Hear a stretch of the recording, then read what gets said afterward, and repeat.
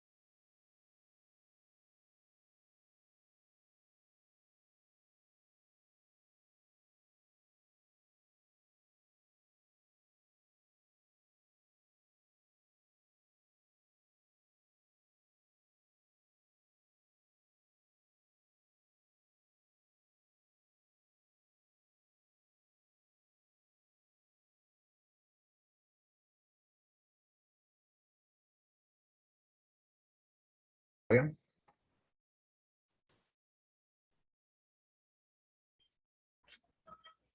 ¿Se me ve? Ya. Buenos días. Entonces empezamos. Buenos días. Eh, Hoy día vamos a empezar la teoría de sangrado uterino normal o hemorragia uterina anormal. Y entonces primero vamos a empezar con los conceptos básicos y después ya vamos a empezar lo que dice la clasificación FIGO, que es la forma como la FIGO ha hecho para que haya una mnemotecnia para que sea fácil recordar las causas de hemorragia uterina anormal. Ya, entonces empezamos.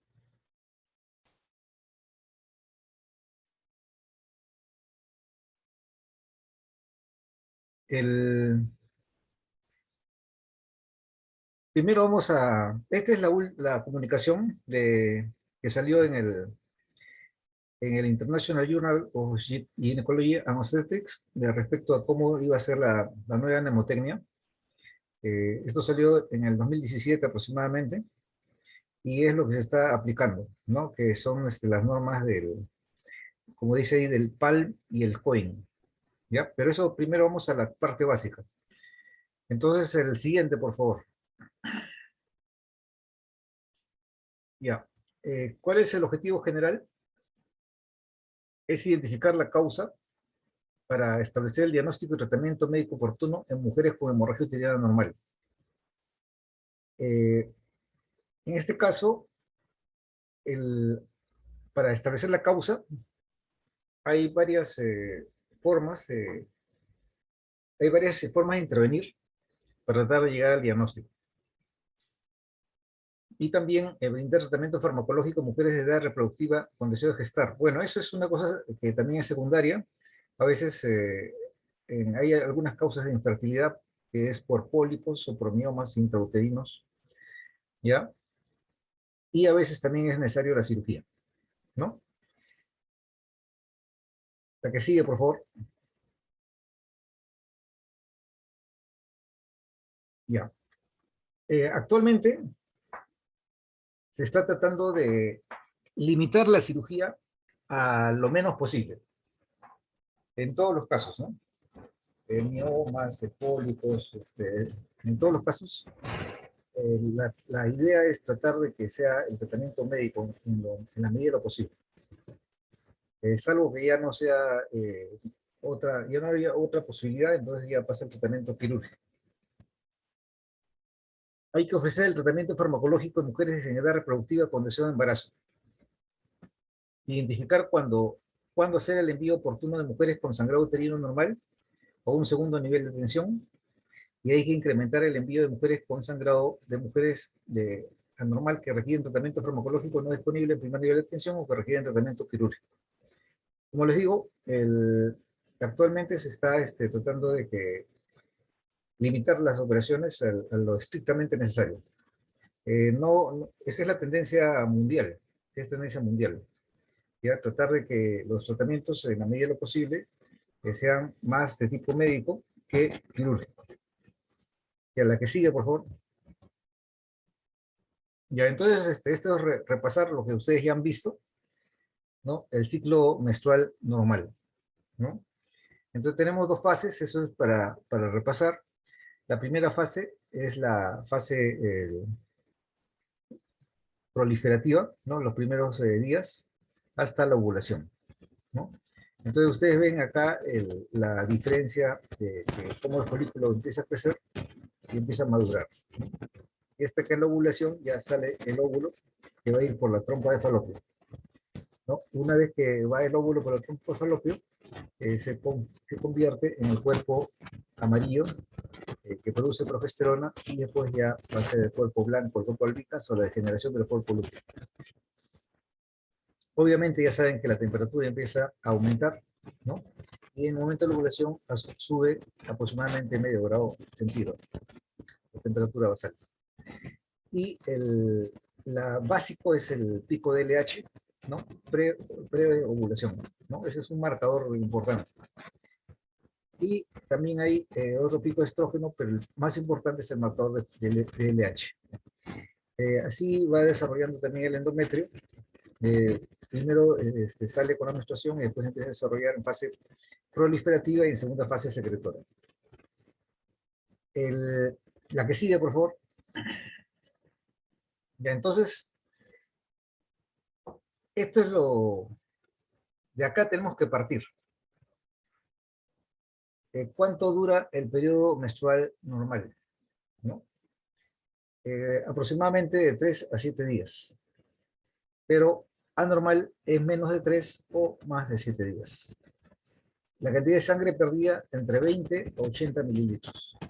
Y anormal es menor de 20 o mayor de 80 mililitros. La duración del ciclo es aproximadamente 28 días más o menos 7 días. Y anormal es menor de 21 días o mayor de 35 días. Entonces ahí viene una serie de nomenclaturas que han ido cambiando con el transcurso del tiempo y van a seguir cambiando. ¿Ya? Entonces eso lo vamos a revisar.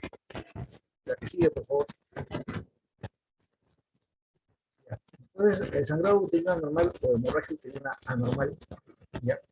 El sangrado uterino anormal es la variación del ciclo menstrual normal. Incluye cambios en la regularidad, frecuencia, ciclo y duración del flujo en la cantidad de sangrado menstrual asociada a disturbios médicos. La hemorragia uterina normal es la presentación aumentada en duración y cantidad de sangrado uterino. ¿Ya? Pero básicamente muchas veces se usan como sinónimos. El sangrado uterino anormal y hemorragia uterina anormal. De hecho, actualmente estamos usando hemorragia uterina anormal para englobar prácticamente todo. ¿Ya?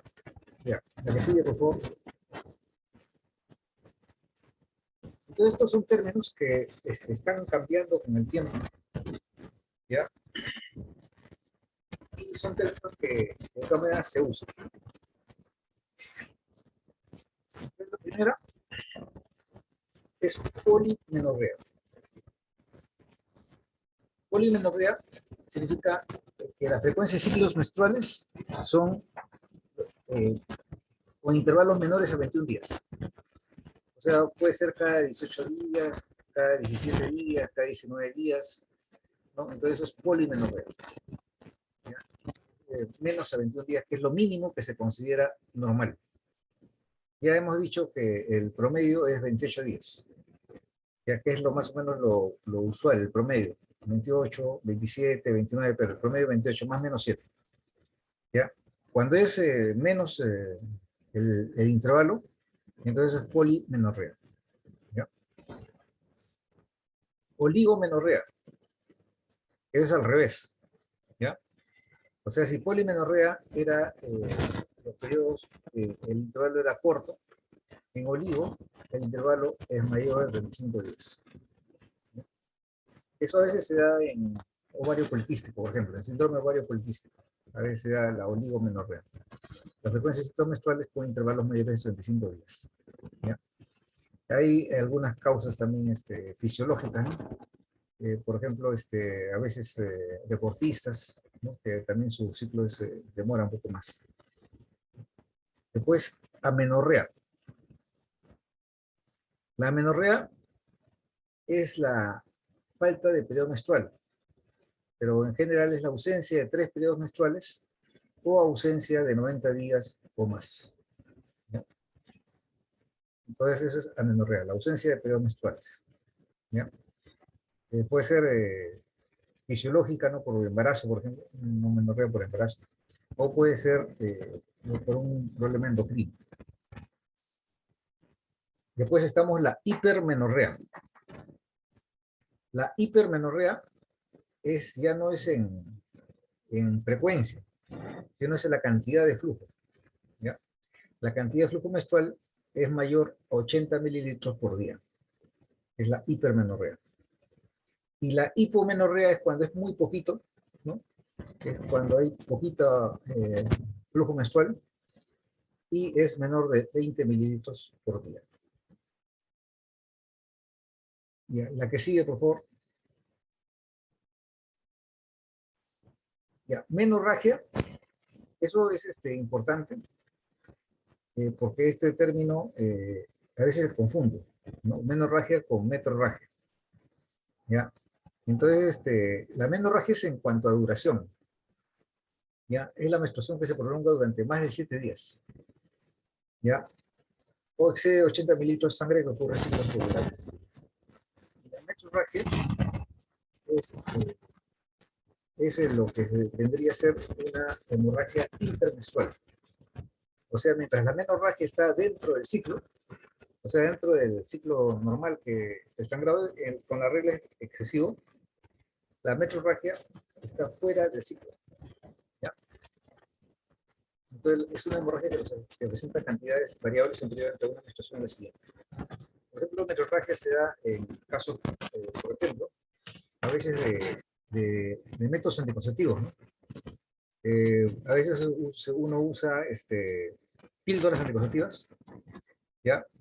Y a veces o ampollas mensuales, y a veces la señora o señorita dice, bueno, me ha venido un poco sangrado cuando no me tocaba el ciclo.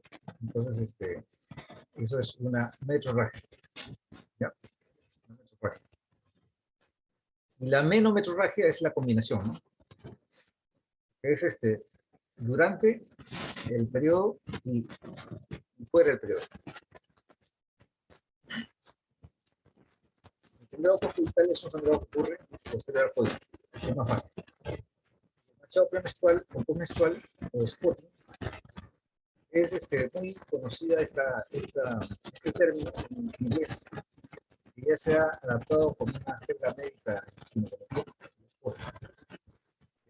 El spotting es un sangrado que puede ocurrir regularmente días previos o posteriores al ciclo menstrual, o también en algunos casos se considera una especie de metrorragia. Entonces, por ejemplo, dice el uso de Depo-Provera, ¿no? El uso de Depo-Provera, o el uso del implante subdérmico, el Norplan o el Explanon, ¿no? Que son métodos anticonceptivos, a veces da spotting, o sea, se indica un sangrado, pero se usa ahí como sinónimo de sangrado anormal, ¿ya? Spotting. Ya, la que sigue, por favor.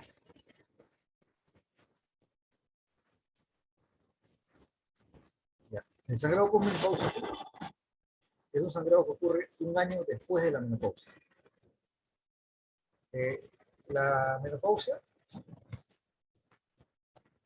usualmente no es tan frecuente que ocurra, digamos, la señora tiene, digamos, 52, 50, 48 años y termina su menstruación y ahí queda. No es tan frecuente ese tipo de cese de la regla. Más bien, eh, a veces lo más frecuente es que no viene, pasa un mes, 2 meses, viene un poquito, pasa 2, 3 meses, viene un poquito, pasa 6 meses, viene un poquito, hasta que ya no viene nada. O sea, usualmente es en un año que hay sangrado irregular que disminuye y después ya no hay nada. Pero después de que cuando terminó ya el sangrado, ya cuando terminó el sangrado ya, digamos, ya es menopáusica, ya eh, comprobada, ¿no? Entonces ya lo mejor es que ya no haya sangrado. Eh, porque ya un sangrado postmenopáusico es un sangrado que ocurre después de un año de la menopausia. Tú estás sospechando de que hay algo ahí que puede estar alterado. Entonces vas a pedir una ecografía transvaginal y se supone que el grosor del endometrio en la posmenopáusica debe ser 5 milímetros. ¿Ya? El grosor del endometrio en la ecografía, ¿no? En la ecografía transvaginal, el grosor debe ser 5 milímetros. Pero si tú estás viendo de que ya es 8 o 10 milímetros, entonces estás pensando que hay algo anormal en el endometrio, ¿ya? Y entonces, si tú piensas eso, entonces ya indicarías una biopsia, ¿no? Porque ahí la posibilidad de hiperplasia endometrial puede ser hiperplasia típica o hiperplasia atípica o cáncer de endometrio, ya empieza a aumentar, ¿no? En las posmenopáusicas o alrededor de la menopausia, eh, ya empieza a aumentar lo que se llama el cáncer de endometrio, ¿ya? Entonces, ese es el sangrado posmenopáusico. La menstruación precoz es un sangrado que usualmente ocurre antes de los 9 años, ¿ya? De los 9 años para adelante es normal, se considera. Después tenemos la hemorragia uterina anormal aguda. Este es un episodio de hemorragia de mujeres en edad reproductiva, sin embarazo, de suficiente cantidad para requerir intervenciones inmediatas para prevenir pérdidas sanguíneas mayores. Entonces, eso es una hemorragia abundante, ¿ya? A veces se puede dar por pólipos, ¿no? O miomas, ¿no? A veces se puede dar por hemorragia uterina anormal aguda, ¿ya? Y la hemorragia uterina anormal crónica. Es un sangrado que en duración, volumen y o frecuencia normal ha estado presente en los últimos 6 meses. O sea, 6 meses o más ya es una hemorragia uterina anormal crónica. Podría ser una discrasia sanguínea, ¿no? Uso de algunos medicamentos, sobre todo psiquiátricos, también pueden provocar esto. Y la hemorragia uterina disfuncional es un sangrado uterino anormal que usualmente es de origen hormonal, ¿ya? Porque no hay una evidencia de origen mecánico o estructural, ¿ya? Entonces, usualmente hemorragia uterina disfuncional es de origen hormonal. Ya, gracias. Método de cuantificación. Entonces, en realidad ustedes ven de que no se puede cuantificar con más seguridad cuando las señoras o señoritas, ¿no?, usan la copa vaginal, ¿no? Han escuchado, me imagino, de la copa vaginal, ¿no? La copa vaginal es como una copita de plástico pequeña que se introduce en la vagina, ¿ya? Cubriendo al cuello uterino, ¿no? Y, y ahí se acumula la menstruación y se va eliminando, o se puede cambiar de acuerdo a la cantidad de sangrado, 1, 2, 3 veces al día, ¿no? Porque esa es la forma, teóricamente, es la forma más higiénica y es la forma más ecológica que hay en cuanto al cuidado de la menstruación, ¿no? Ustedes, no sé si han escuchado, pero actualmente se está tratando de usar menos tampones o toallas higiénicas, ¿no? Y más se tiene tendencia a usar la copa vaginal, la copa menstrual, ¿no? Y eso, pero claro, hay que tener ciertos requisitos. Por ejemplo, en vírgenes no se puede, ¿no? O sea, la mujer no tiene que ser virgen y aparte de eso tiene que conocer su anatomía, por lo menos lo más básico, para que se pueda colocar la copa vaginal, ¿no? Y actualmente hay un grupo importante de mujeres que está usando la copa vaginal con cierto éxito, ¿no? Pero hay que acostumbrarse, ¿no? Hay que acostumbrarse, porque como le digo, es más fisiológico, y si usaras copa vaginal, vas a poder medir mejor la cantidad de sangrado. Pero como todavía eso está en progreso, entonces todavía estamos con las toallas higiénicas o con los tampones, ¿no? Con los tampones. Ya saben que los tampones en general no se recomiendan mucho por una serie de situaciones de tipo infeccioso sobre todo, pero todavía hay algunas jóvenes o señoras que lo usan, ¿no? Porque para ellas es más cómodo, ¿ya? Pero todo un método de alguna manera un poco subjetivo para ver el sangrado que es respecto a ver la toalla higiénica. Entonces, de una a 3 toallas higiénicas por día es un sangrado escaso, ¿ya? Y entonces, ahí ustedes ven de que más o menos se puede pensar que hay 1 o 2 mililitros, ¿ya? Igual que el tampón, ¿ya? De 4 a 7 toallas higiénicas por día es un sangrado moderado, ¿ya? Donde estamos ya viendo de que puede haber hasta 10 mililitros, ¿no? Igual en tampón. Y más de 8 toallas higiénicas por día ya nos indica un sangrado abundante.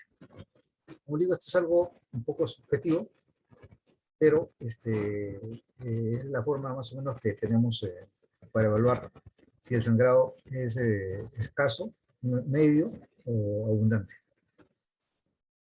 Entonces, esa sería nuestra medida subjetiva en cuanto a el uso de toallas sanitarias o el uso de toallas higiénicas.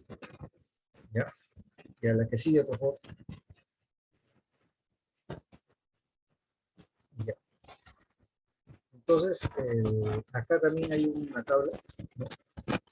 Evalúa la cantidad de hemorragia, una tabla de Fiham, ¿ya?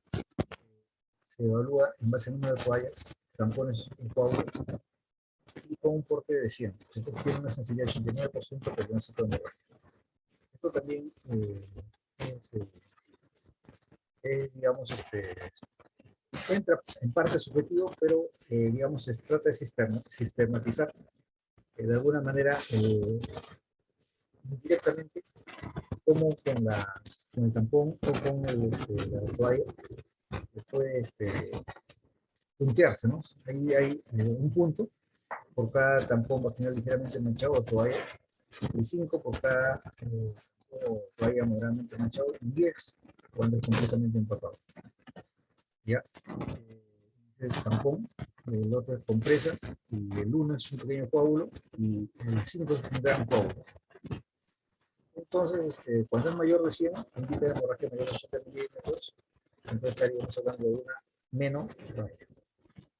Cuando es dentro de la menstruación, estaríamos hablando de una menorragia. ¿Ya? La metrorragia fuera de la menstruación. Ya, la que sigue, por favor. Entonces, ya volvemos a repetir. Creo que esto lo pasamos rapidito. El sangrado uterino normal se define como sangrado de cuerpo uterino, que es anormal en volumen, regularidad, temporalidad o los tres. Ha estado presente durante la mayor parte de los últimos 6 meses. Se distingue como un episodio de sangrado abundante, que en opinión del médico es de gravedad suficiente para que haya intervención inmediata para prevenir una mayor pérdida de sangre. Ya. A ver. Entonces, las causas. Las causas van a estar de acuerdo a la edad de la paciente. ¿Ya? Si es en una infante, entonces se piensa que puede haber una infección vaginal, un trauma externo, un golpe, un cuerpo extraño, de repente se ha metido de repente alguna cosita, a veces un parásito puede ser también, o un tumor ovárico de niño, ¿no? También puede ser. Cuando es en adolescente, más estamos pensando acá en una hemorragia uterina disfuncional. Ya es lo que estamos pensando más, no pensamos mucho en miomas, en pólipos, no es usual, pero claro, también hay que investigarlo, pero más pensamos en hemorragia uterina disfuncional, que puede ser causada por la inmadurez hipotalámica, por un ciclo anovulatorio, por trastornos de la coagulación. ¿Ya? Igual, usualmente se presentan en la adolescencia, en la primera parte, cuando están de la menarquia hasta que se establece bien el ciclo. Ya ahí a veces se presenta este tipo de procesos. Y después tenemos en la edad fértil, que lógicamente siempre hay que, una persona, una mujer que tiene sangrado uterino en edad fértil, lo primero hay que pensar en embarazo, ¿no? Entonces lo primero hay que pensar ya sea una amenaza de aborto, ya sea un embarazo ectópico, ¿no? y hacer una mola, pero lo primero que hay que pensar es, una de las cosas primeras, aparte de la ecografía, es pedir su examen de embarazo, ¿no? En sangre, ¿ya? Pero también hay ciclos anovulatorios, hay lesiones orgánicas como pólipos, miomas, ¿no? Y hay hemorragia disfuncional ovulatoria que, bueno, es causa hormonal. Y a la que sigue, por favor. Ya, la perimenopausia, acá viene el problema, ¿no? En la perimenopausia, ¿por qué? Porque eh, hay un, hay un dicho, quizás un poco exagerado, pero básicamente es de los oncólogos. De los oncólogos, ginecólogos, es que cualquier hemorragia uterina anormal en perimenopausia, eh, tienes que descartar un cáncer endometrial. O sea, una perimenopausia que está con sangrado anormal, lo primero, así, digamos, tienes que pensar eh, que tienes que descartar necesariamente el cáncer endometrial, y con eso vas a tener, obviamente tienes que hacer una ecografía transvaginal y una biopsia endometrial, ¿ya? Siempre, o sea, los oncólogos siempre te dicen, piensa mal, piensa cáncer endometrial. Ya una vez que tengas la biopsia, y si no es, ya mejor, pero si es, entonces ahí viene el problema, ¿ya? El cáncer cervical también puede ser, pero el cáncer cervical se ve más con el espéculo, es fácil de ver. En cambio, el cáncer endometrial no, hay que hacer biopsia, ¿ya? Pero puede ser una causa también, cáncer cervical, ¿no? Cáncer cervical es usualmente mujeres que van desde los 30 hasta los 60 años, ¿no? Y el adenocarcinoma endometrial más bien es un poco posterior, ¿no? Es un poco posterior, usualmente alrededor de los 40 para arriba, 40, 60, ¿no? Y puede haber una descamación irregular también. Ya en mujeres más de mayor edad, igual también puedes pensar en pólipos, pero hay que pensar también en cáncer de endometrial o en cáncer ovario, o a veces atrofia endometrial, pero eso es menor porcentaje. Es el menor porcentaje que de sangrado, atrofia endometrial. Puede dar, pero no es usual que no es tan frecuente, es infrecuente. Pero más tenemos que pensar en neoplasias, ¿ya? Y a la que sigue, por favor. Ya. Entonces ya hemos visto los límites normales, entre comillas, de los parámetros mensuales en edad reproductiva. Ahí hay la frecuencia de ciclo, creo que ahí hay una, porque hemos dicho de 21 a 35 días. ¿Ya? Ahí ha salido 24, 38, de repente no hemos explicado bien, pero la frecuencia de ciclo hemos dicho de 21 a 35 días. ¿Ya? El volumen de pérdida de sangrado sí de 5 a 80 mililitros. La regularidad de ciclo varía, ¿no? De acuerdo a la duración más o menos 2 a 20 días. La duración del sangrado, ya hemos visto, que es un promedio de 3 a 7 días, pero puede ser de 4.5 a 8 días. Todo lo que se encuentra fuera de estos límites es un sangrado menstrual anormal. En la que sigue, por favor. Ya, entonces ya vamos a lo que se usa actualmente. Es una clasificación que creó FIGO para tratar de mejorar, ¿no? El, ese, ¿ya? El sistema de clasificación está, bueno, el término de metrorragia es lo que dicen que, a pesar de que se usa todavía, ya, pero la recomendación de la FIGO es eliminar el término de metrorragia. ¿Ya? El sistema de clasificación está estratificado en 9 categorías básicas que se ordenan de acuerdo con el acrónimo PAN.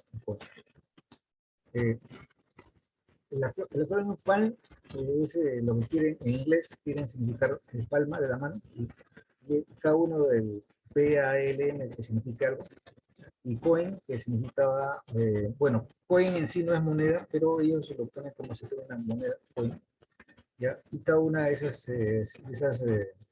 letras significa también algo, ¿ya? Entonces, en el PALM, el P es el pólipo, la A la adenomiosis, la L es el leiomioma y la M es el malignidad. Y el COIN, la C es coagulopatía, la O es ovulación, la E es endometrial, la I es iatrogénica y la N es inespecífica. Y a la que sigue, por favor. Entonces, esta es la mnemotecnia, ¿no? Como les dije. Ustedes saben que en inglés no es coin, sino es coin nomás, ¿no? Le han agregado la E. Pero esto es por fines didácticos, digamos, para fines de recuerdo. Entonces el PAL, como les vuelvo a repetir, es pólipo. La A es la adenomiosis, o sea, prácticamente es un sinónimo de endometriosis muscular del útero. El L es el mioma o el leiomioma, y la M es malignidad e hiperplasia. La C es coagulopatía, la O es disfunción ovulatoria, la E es endometrial, la I es iatrogénica y la N es no clasificado, o no todavía clasificado. Ya la que sigue. Entonces, los pólipos. Entonces, esa es la primera parte del panel, el pólipo.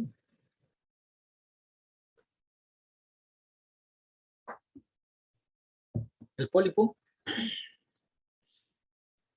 puede ser endometrial, puede ser cervical, ¿no? Pero usualmente acá lo que estamos viendo es el pólipo endometrial, ¿ya? Eh, entonces, ustedes ven a la imagen de la derecha, arriba, ¿ya?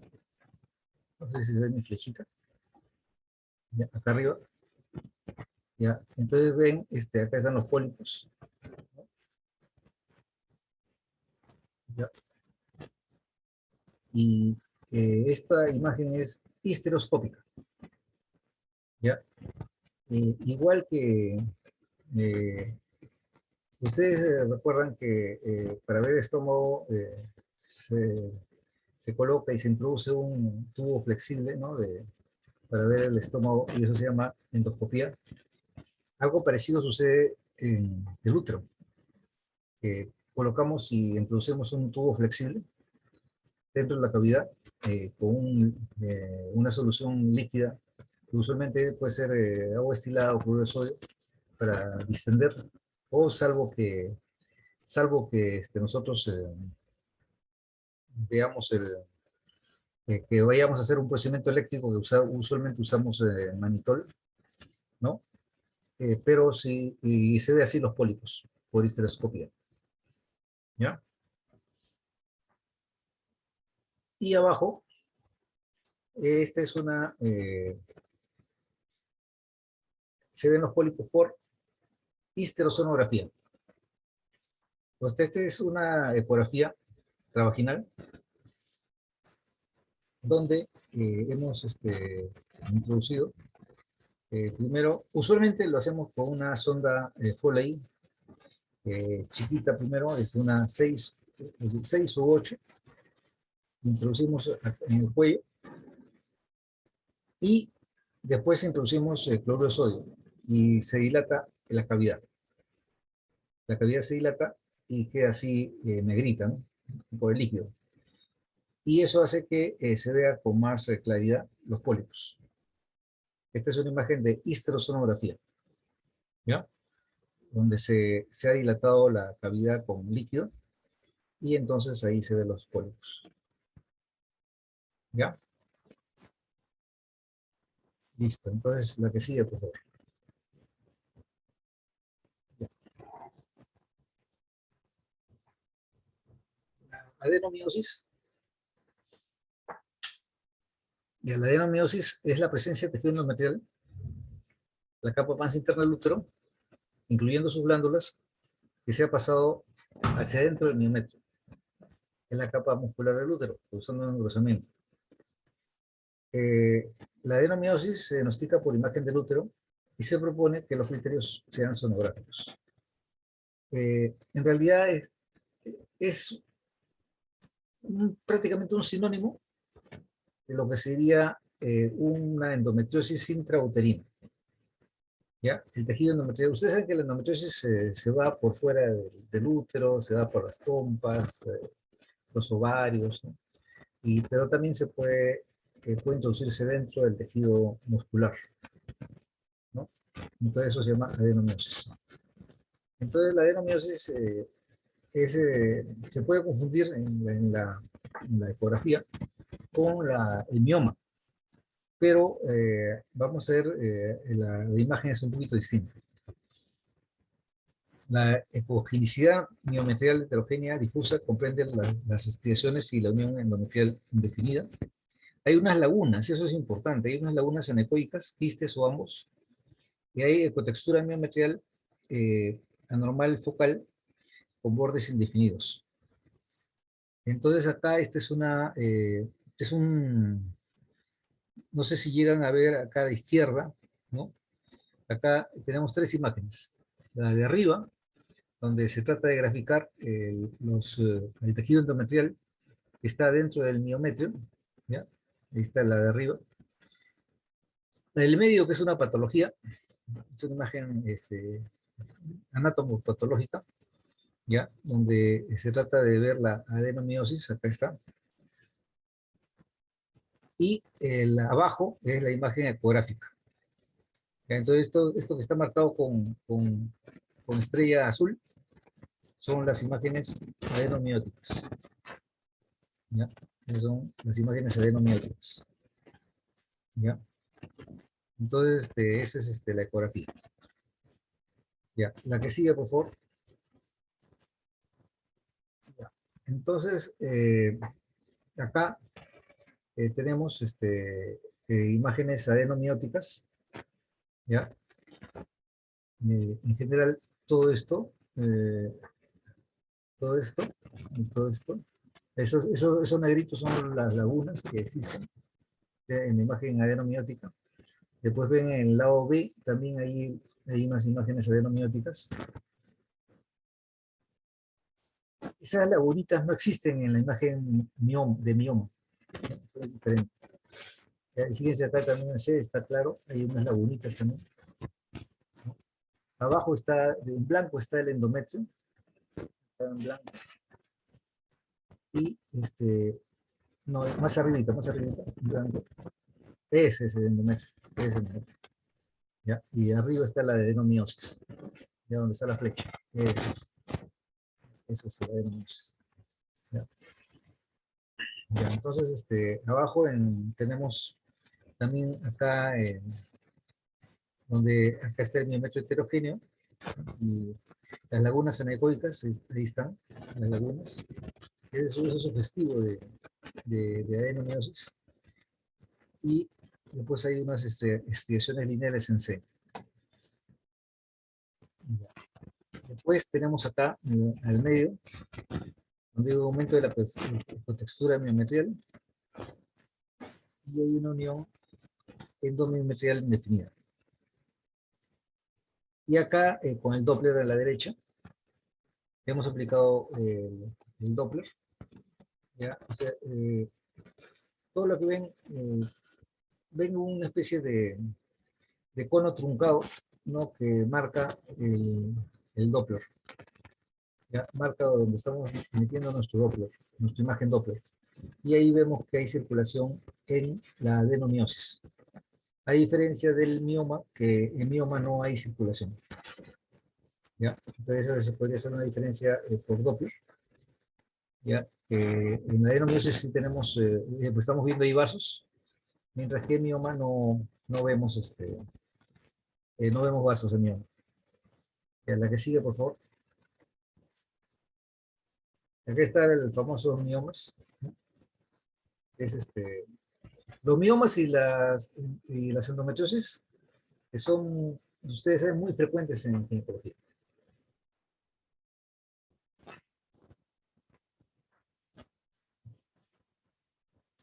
Entonces, acá tenemos los miomas. ¿Ya? El sistema de clasificación primario refleja mioma o leiomioma es lo mismo. ¿Ya? O fibroma también es lo mismo.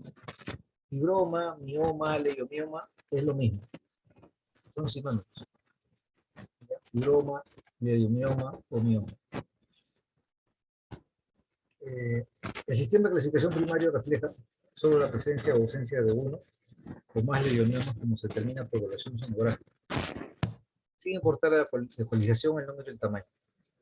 En el sistema secundario se requiere que el médico distinga los miomas que afectan la cavidad endometrial, o sea que en este caso son los submucosos. Acá no sé si a la izquierda ven mi flecha, ¿no? Los submucosos, no, es abajo, ojo, dentro de la cavidad. Dentro de la cavidad, no. Este es el submucoso. El submucoso, ¿ya? Este es de otro, ¿no? ¿Por qué? Porque las lesiones submucosas son las que con mayor frecuencia contribuyen a la hemorragia uterina normal, ¿ya? Mientras que los que están subserosos, ¿no? Acá arriba ven varios subserosos, a la izquierda subseroso pediculado y acá otros subserosos, esos no dan sangrado, ya esos no dan sangrado, esos dan sensación de masa, pero no dan sangrado porque están lejos del endometrio, pero están lejos del endometrio, ¿ya? Los que dan sangrado más son los submucosos, ¿ya? Entonces ustedes ven diferentes tipos de miomas, ¿no? Acá hay sucerosos pediculados, sucerosos simples, intramurales que está dentro del músculo, ¿ya? Después tenemos el submucoso pediculado, intraligamentario, que significa que creció el mioma al costado del, del cuerpo del útero y se puso dentro del ligamento ancho, ¿no? Entonces, intraligamentario. Y hay submucosos pediculados o también abortivos, ¿no? Dice mioma abortivo, ¿ya? Después tenemos acá en la otra imagen a la derecha, que ahí nos muestra los miomas, una mancha blanca, pero esto es anatomía patológica, ¿ya? Al medio tenemos un montón de miomas que se ha extraído del útero, y en el lado C y D, lo mismo, miomas que se han extraído del útero. Ya, entonces seguimos, por favor. Ya. Entonces, ¿cuáles son las patologías uterinas benignas más frecuentes? Obviamente, pólipos, miomas, endometriosis, ¿no? Es lo más frecuente. ¿Ya? Entonces tenemos, ya hemos visto los pólipos, que están acá arriba, en la parte superior, ¿no? Al medio tenemos lo que es la adenomiosis. Abajo tenemos los miomas, ¿no? Acá a la derecha tenemos un, un mioma que se ha sacado. Un mioma, ¿ya? Y entonces, ya sabemos, eso es lo más frecuente. Pólipos, adenomiosis, leiomiomas. ¿Ya? La que sigue, por favor.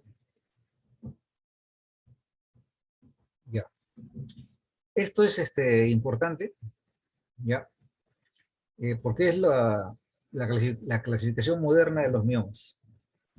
¿Ya? Este cuadrito que ven acá, donde están los números, ¿no? Es importante porque, digamos ya, para estandarizar, sobre todo los que hacemos ecografía travaginal, ¿no? Ya no usamos tanto su mucoso, puede usarse, pero ahorita ya no se usa tanto porque, digamos, para que hablemos un idioma más igualitario, más estandarizado, para que nos entendamos, usamos esta subclasificación de miomas, ¿ya? Entonces, ustedes ven ahí está, dentro del submucoso, está el 0, el 1 y el 2, ¿ya? ¿Cuál es la diferencia? El 0 está totalmente intracavitario. El 1 no está totalmente intracavitario, sino que más del 50% es intracavitario. Y menos del 50% es intramural. El 2 ya es más intramural que intracavitario.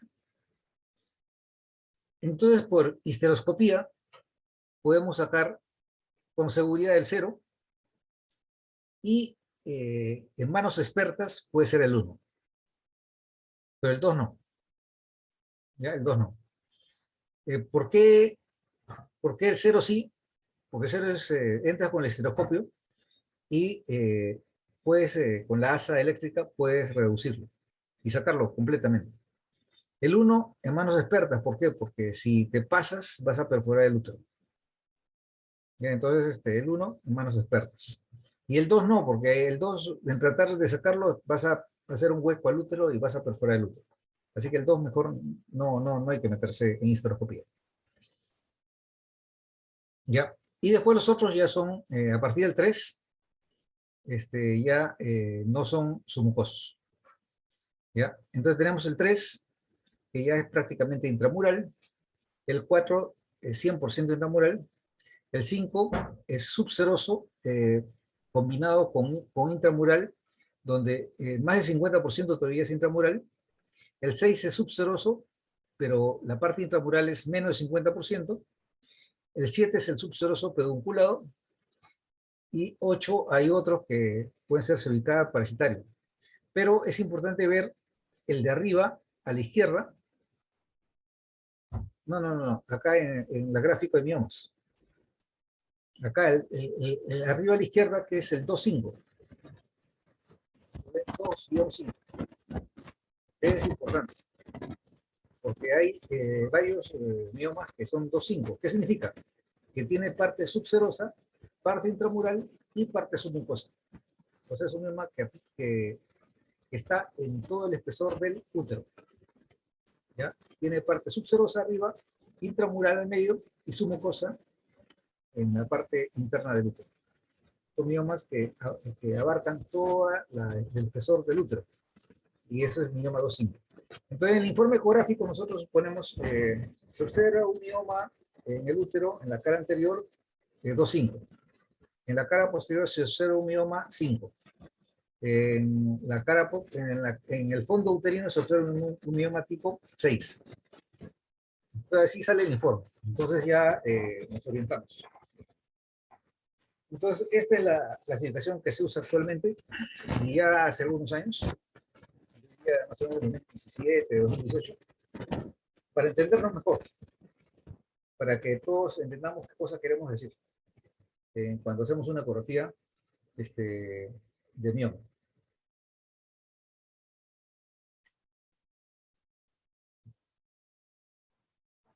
Ya, entonces, a veces los miomas híbridos ya afectan el endometrio y la serosa. Entonces, de acuerdo al, puede haber la extensión, ¿no? Al endometrio, serosa, y como ven ahí, el 2,5 es submucoso y subseroso. Cada uno con menos de la mitad de diámetro en las cavidades endometrial y peritoneal. ¿Ya? Y arriba ven los miomas que se han sacado del útero. Bueno, entonces sigamos, pero el 2,5 es bien importante, ¿ya? Dentro de los miomas. Ya, sigamos, ya. Esto ya es el PALM, lo que hemos visto, ¿no? Y puede haber, esta es la clasificación de los miomas. Pero no vamos a entrar hasta acá, no vamos a complicar la vida. Sigamos la siguiente. Entonces, vamos a la M. ¿Ya? Hemos visto el pólipo, el miosis, el leomioma, y ahora la M, que es maligno. Es muy infrecuente en el área reproductiva la hiperplasia típica o la malignidad. Pueden ser importantes causas potenciales o hallazgos relacionados con sangrado uterino anormal. Hemos dicho que esto usualmente el problema más es de mujeres perimenopáusicas. perimenopáusicas. En edad reproductiva es bien raro que suceda. Puede suceder, pero no es usual que suceda el cáncer endometrial, ¿no? En este caso, bueno, quizás no es exactamente la idea, pero el gráfico de la derecha quiere eh, graficar una enfermedad que, el de la derecha arriba, quiere graficar, esta es una colposcopía de cuello uterino, ¿ya? Que, bueno, se ve, ahí ven las manchas A, ¿no? Se ve que hay lesiones acetoblancas, ¿ya? Y que podrían ser premalignas, ¿ya? Pero para que sangren, tendría que estar un poco más inflamado. Pero bueno, eso son lesiones premalignas que se ven en el cuello del útero, ¿ya? Por colposcopía, ¿ya? Eso es lesiones acetoblancas. Y después abajo vemos el endometrio normal, quieren graficarlo a la izquierda, que más o menos usualmente es delgado, y la hiperplasia, que es gruesa, ¿no? Y hemos dicho que el signo importante de hiperplasia es en la posmenopáusica, cuando el grosor del endometrio es mayor de 5 milímetros. ¿Ya? Si es mayor de 5 milímetros y hay sangrado, estás pensando en hiperplasia, ¿ya? En una posmenopáusica. Y a la que sigue, ya, entonces ya terminamos el pan y ahora vamos al point, ¿ya? Entonces la C significa coagulopatía, ¿ya? Que son trastornos sistémicos de la hemostasia. El término coagulopatía se utiliza para englobar el espectro de trastornos sistémicos de la hemostasia que pueden causar sangrado uterino anormal.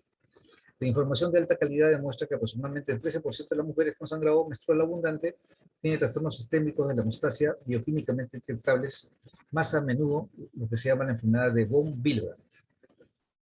Entonces, primero vamos a descartar todo lo que es el PAL, ¿ya? ¿Qué significa eso? Que vamos a estudiar nuestro útero y nuestro cuello uterino, y nuestra vulva y nuestra vagina. Y vamos a descartar todo lo que es el PAL. Eso es lo primero, ¿ya? Vamos a hacer ecografía transvaginal, histerosonografía, si es necesario, resonancia, para decir que tenemos alguna duda, resonancia, que no es lo usual, pero podría, digamos, a veces yo tengo duda, digamos, de una lesión que me parece o es un mioma o es un endometrioma, o depende del ovario o depende del útero, ¿no? A veces hay lesiones que están entre ovario y útero, ¿ya? Y con la ecografía no se determina bien, entonces hago mi resonancia, ¿ya? La resonancia se usa para diferenciar mejor la parte del útero, cuello, ovario, se usa más la resonancia magnética que la tomografía, ¿ya? La resonancia tiene mejor imagen. Ya terminé con eso del PAL, terminé, no hay nada ahí, ya no tengo mioma, no tengo adenomiosis, no hay nada maligno, entonces ya me paso al COIN, ¿ya? Entonces ya primero, ya no pasa nada ahí en el útero, no pasa nada en el cuello, no pasa nada en la vulva, entonces tiene que ser otra cosa, entonces me voy al COIN. Entonces ya el COIN, primero coágulo, ¿ya? La que sigue, por favor. Entonces, hay que, hay que ver, pues, si es que cuánto de sangrado hay, eso se supone que ya hemos visto esa parte, ¿ya? Y cuando hay el sangrado menstrual abundante es la menarquia, o puede haber hemorragia posparto, sangrado más abundante relacionada con un procedimiento quirúrgico, por ejemplo, que dice que se extrajo un diente y empezó a sangrar, ¿ya? O procedimiento dental, ¿ya? O más de los siguientes síntomas. Equimosis 1 o 2 veces al mes, o sea, se golpeó con una cosita y ya está morado. ¿Ya? Epístasis 1 o 2 veces al mes, o sea, de vez en cuando sangra por la nariz. Se cepilla los dientes y hay sangrado frecuente de encías, ¿ya? Y también antecedentes familiares de síntomas de sangrado. Entonces, estas son causas sistémicas, ya no son causas anatómicas del útero, del cuello o de la vulva o de la vagina, sino ya son causas sistémicas. Ya, sigamos. Ya, entonces ya pasamos no hay nada de coagulopatía, entonces pasamos a trastornos ovulatorios. Ya, la disfunción ovulatoria puede contribuir a la génesis de sangrado uterina anormal. Ya, esto es por una alteración hormonal del ovario.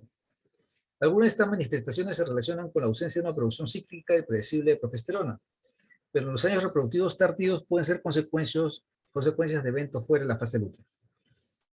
Entonces, puede presentarse, ya sea en adolescentes, a veces se presentan trastornos ovulatorios en adolescentes, cuando sobre todo, a veces se presenta la menarquia a los 10 años, ¿no? Y la señora dice, ya tiene, doctor, mi hija empezó a arreglar a los 10 años, pero ya tiene 12 y a veces le viene, a veces no le viene, ¿no? Y no sé por qué, no es regular. Y a veces sangra un poquito. Entonces, pero eso, digamos, son eventos de maduración del sistema hipotálamo hipófisis ovárico, ¿ya? Hasta que ya sea regular. Usualmente se regula ya a los 14, 15 años ya se regula. 16 o 17 máximo ya debe estar regulado, ¿ya? Pero a veces cuando se empieza la menstruación y hasta que se regule pasa un tiempo y a veces hay sangrados así, trastornos ovulatorios. O al final también, ¿no? Ya la parte, como les dije, final de la menopausia, que no es de que termina un día y se acabó, no, sino que a veces también hay sangraditos que pueden durar un año, ¿no? Hasta que ya no hay nada, ¿ya? Entonces, son trastornos ovulatorios, que es por desbalance, sobre todo de progesterona, ¿ya? En la que sigue, ya, causas endometriales. Entonces, acá vamos a repetir un poco lo de la anterior parte, ¿ya? Pero puede existir un trastorno primario de los mecanismos reguladores locales de la hemostasia endometrial misma, donde hay, en el endometrio se presenta, pues, algunos, hay algunos factores que hacen que haya vasoconstricción, ¿ya? La androstenediona 1 y la prostaglandina F2 alfa, ¿ya? Eso hace de que cese el sangrado, ¿no? O también puede haber una lisis acelerada del coágulo endometrial por una producción excesiva de activador de plasminógeno 22 o ambas. Y a mayor producción local de sustancias que promueven la vasodilatación como la prostaglandina E2 y la prostaciclina I2. Entonces, estas causas afectan la producción de vasoconstrictores o, si no, aumentan la lisis del coágulo endometrial. Entonces, cuando hay ese tipo de trastornos bioquímicos del endometrio, eso se considera una causa endometrial, donde no hay un trastorno anatómico, o sea, no hay un trastorno que sea pólipo, no hay un trastorno que sea mioma, sino un trastorno bioquímico en la coagulación del endometrio. Entonces eso significa causas endometriales que dentro de nuestra categoría COIN es la letra E, ¿no? En nuestra categoría COIN es la letra E, ¿ya? La que sigue, por favor. Entonces ya estamos revisando la letra E, ¿no? Vamos a apurarnos un poquito, muy rápido se ha pasado la hora, pero vamos a, básicamente, lo que quiero decirles es el mensaje, ¿ya? El iatrogénico, bueno, iatrogénico ya saben que es causa médica, ¿no? Y eso puede ser, hay diversos mecanismos por los cuales las intervenciones médicas o dispositivos pueden causar o contribuir al sangrado uterino normal. Por ejemplo, ¿no? A veces la T de cobre, ¿no?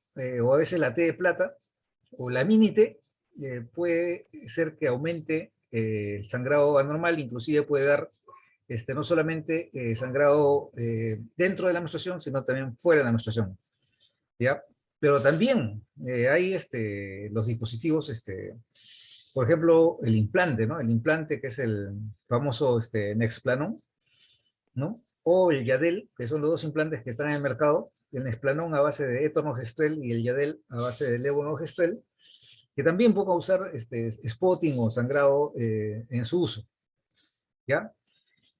O también algunas medicinas, sobre todo, como les dije, tipo psiquiátrico, ¿no? algunas medicinas para la neurosis o la psicosis, que también puede causar este tipo de sangrado anormal, diatogénico. ¿Ya? Entonces de eso se trata. Y no clasificado es la categoría N, que es la última, la N, que es la parte final del COIN, que son algunos ejemplos de esta categoría, podrían incluir las malformaciones arteriovenosas y la hipertrofia inmunológica. Además, pueden existir otros trastornos aún no identificados que se definen solo por ensayos bioquímicos o de biología molecular. Colectivamente, estas afecciones o futuras afecciones se han colocado en una categoría denominada N por no clasificado. Sí, ¿alguien quiere hablar? ¿O escucha algo? A ver, la siguiente, por favor. Ya, entonces, esto es un fluxograma, ¿ya? Donde vemos si hay sangrado uterino normal crónico, más de 3 meses con duración excesiva, volumen, frecuencia impredecible, no, entonces no es sangrado uterino normal. Sí, hay que investigar. ¿Cómo investigamos? Ya les dije, primero, una historia estructurada a la izquierda, ¿ya? De función ovulatoria o fertilidad futura, los trastornos médicos relacionados con medicamentos, factores, estilo de vida, tamizaje para coagulopatías, la exploración física, la evaluación uterina, es muy importante la evaluación uterina, esa es importante, tu ecografía, tu histerosonografía, muy importante, y a la derecha ya las investigaciones sucedáneas, como la biometría hemática completa, la evaluación de endocrinopatía, sobre todo si hay oligoanovulación, y las pruebas para coagulopatías hereditarias si estuviera indicado. La que sigue. En la evaluación uterina, también ya hemos visto, si a la izquierda, si es un riesgo aumentado de hiperplasia o de neoplasia, sobre todo hay que tener cuidado, ya les dije, en las pacientes maduras, no perimenopáusicas, ¿ya? Y ahí, a la izquierda, si es ese tipo de cosa, entonces se hace una biopsia endometrial en el consultorio. Es una biopsia que puede ser de dos tipos, o con la cureta Novak o con la aspiración. Ya puede ser con la aspiración también. La muestra, si es adecuada, entonces van a dar hiperplasia. Si la hiperplasia es típica, no se hace nada, tratamiento con progesterona, pero si es atípica, entonces ahí sí se hace histerectomía. ¿Ya? Pero si no, entonces pasamos a ver la categoría E u O, o sea que ya del COIN, o es la categoría E u O, endometrial, bioquímica u ovulatoria. ¿Ya? Y arriba vamos al sí, acá es el riesgo aumentado, sí. Y así, ya, entonces tenemos que ver nuestra ecografía, ultrasonido transvaginal, básico, ¿ya? Básico. Yo le dije que de preferencia, luego de la historia, si vamos a empezar con algo, debería ser con la ecografía, ¿ya? Si vemos que la cavidad es normal, ¿ya? Entonces, ya prácticamente vamos no hay una causa estructural, cavidad normal, cuello uterino normal, entonces ya pasamos a nuestro cuello. Pero si no, si abajo, no, ese ya, si es que es normal, pero si es que no es, si es normal, si no es normal, encontramos un pólipo, un mioma, algo, entonces podemos pasar a la izquierda con histeroscopía. Ya les dije qué cosa es la histeroscopía. Metemos un tubito con este líquido para ver bien el tejido endometrial, hay pólipos, miomas, algo, ¿ya? Podemos hacer biopsia o no hacerla, ¿ya? Pero si es que hay algo, mejor lo hacemos. Y, si no hay, entonces pasamos a la lesión objetivo, ¿ya? Si es que hay alguna duda, entonces abajo ya consideramos la resonancia magnética, ¿no? Ya.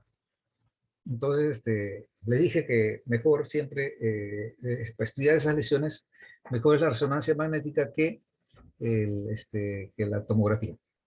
La que sigue, por favor. Bueno, eso es todo. ¿Alguna pregunta hasta ahí?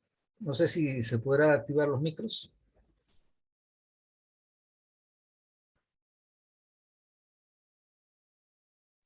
Todo claro, doctor. Ya. ¿Alguna otra pregunta, por favor?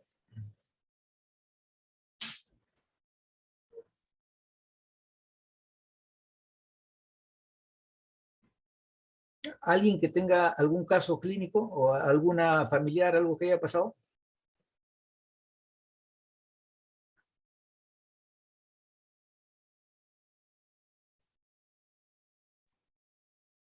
Doctor, una consulta, buenos días. Sí, buenos días, te escucho. Cuando usted habló de la del COIN, ¿hay alguna forma de medir la endotelina o cómo diferenciarlo, por ejemplo, de una anomalía estructural de repente para diferenciarlo de las demás? En realidad no, o sea, acá no hay, o sea, eso es, primero, como les dije, eh, para nosotros, lo primero que tenemos que hacer es estudiar bien el PALM, ¿ya? O sea, descartar causas anatómicas estructurales, ¿ya?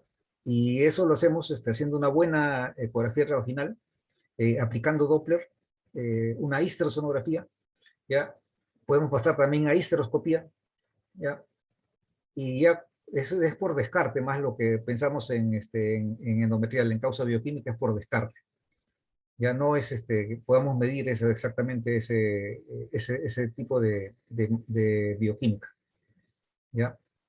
Lo que tenemos que centrarnos, o lo que estamos haciendo actualmente es centrarnos mucho en la parte del PALM, con nuestra histerosonografía, con nuestra histeroscopía, tomando biopsia, o sea, descartar al 100% la parte del PALM para ya pensar en COIN. Gracias, doctor. No de nada. ¿Alguna otra pregunta?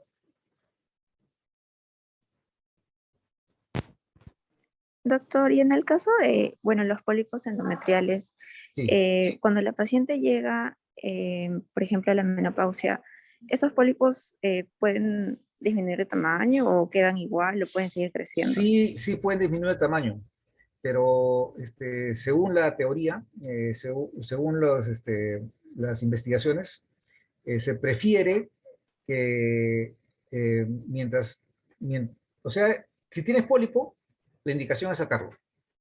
¿Por qué? Porque, digamos, hay, la gran porcentaje no va a dar problemas, pero hay un porcentaje importante que puede malignizarse. Igual que los pólipos en la vesícula, que también puede ser que no tengas cálculo en la vesícula y tienes pólipo, pero también la sacan. ¿Por qué? Porque también puede malignizarse. Igual acá. Acá también el pólipo, la indicación es sacarlo porque puede malignizarse. ¿Ya? Pero si tú dices que ya no se ha sacado todo, lo más probable es que se atrofie, ¿no? Porque con la menopausia ya se atrofia todo, o sea, el útero, la vagina, todo se atrofia. Entonces el mioma también se atrofia y el pólipo también. Pero si lo tienes, ya lo has visto, mejor sácalo, ¿ya? Porque no voy a hacer que se malignice, ese es el problema. Y sacarlo es algo fácil, pues no, o sea, con la histeroscopía, sumamente fácil, Gracias, doctor. no hay nada. Bueno, entonces, muy amable, muchas gracias. Ha sido un gusto conversarles hoy día. ¿Ya? Muchas gracias. Gracias, doctor. Doctor. Gracias, doctor. Gracias. Gracias, doctor. Gracias.